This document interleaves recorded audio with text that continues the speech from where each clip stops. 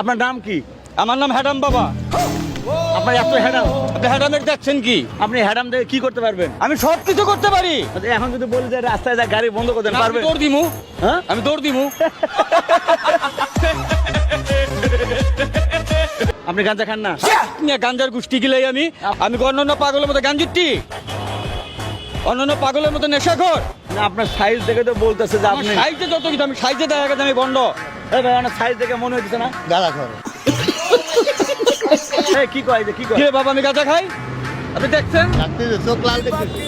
চোখ লাল দেখছেন? চোখ লাল কিসে পীড়িতের বিষে নাকি অন্তরের দোষে। আমি টাকার পাগল।